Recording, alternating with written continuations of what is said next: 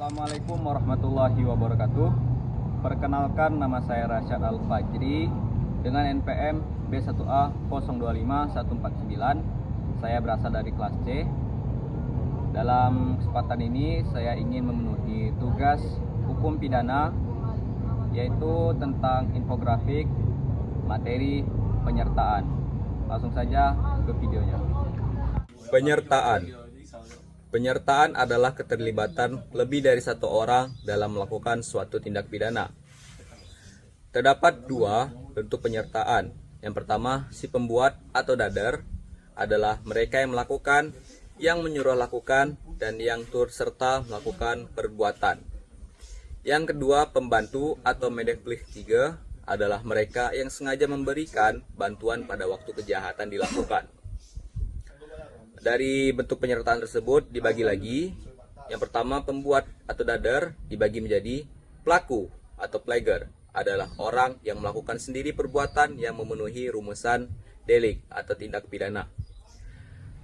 Menyuruh lakukan atau doing plager adalah melakukan perbuatan dengan perantara orang lain, di mana perantara yang digunakan hanya sebagai alat pembuat material. Turut serta atau medet plager adalah orang yang dengan sengaja turut berbuat atau turut mengerjakan suatu delik. Penganjuran atau witlocker adalah orang yang menggerakkan orang lain untuk melakukan tindak pidana dengan menggunakan sarana-sarana yang telah ditentukan dalam pasal 20, seperti memberi atau menjanjikan sesuatu, menyalahgunakan kekuasaan atau martabat dengan kekerasan, ancaman atau penyiasatan, dengan memberi kesempatan atau sarana kepada pelaku. Selanjutnya, pembantu atau medeplik 3 yang bersifat aksesorir, yang berarti untuk adanya pembantuan harus ada orang yang melakukan kejahatan atau harus yang dibantu. Bagi menjadi pada saat kejahatan, mereka yang sengaja memberi bantuan pada waktu kejahatan dilakukan. Contohnya, terdapat 2 orang yang ingin melakukan pencurian terhadap suatu rumah, di mana satu orang untuk mengambil barang dan orang yang lainnya atau pembantu ini bertugas untuk mengendarai motor agar bisa kabur setelah melakukan tindakan pencurian. Yang kedua, pembantuan sebelum kejahatan, yaitu sengaja memberi kesempatan, sarana atau keterangan untuk melakukan kejahatan. Bisa berupa contoh, yaitu memberi informasi kepada pelaku yang ingin mencuri sebuah rumah bahwasannya rumah itu sedang tidak ditempati oleh seseorang atau sedang kosong. Dan juga selanjutnya terdapat penyertaan yang tidak dapat dihindarkan.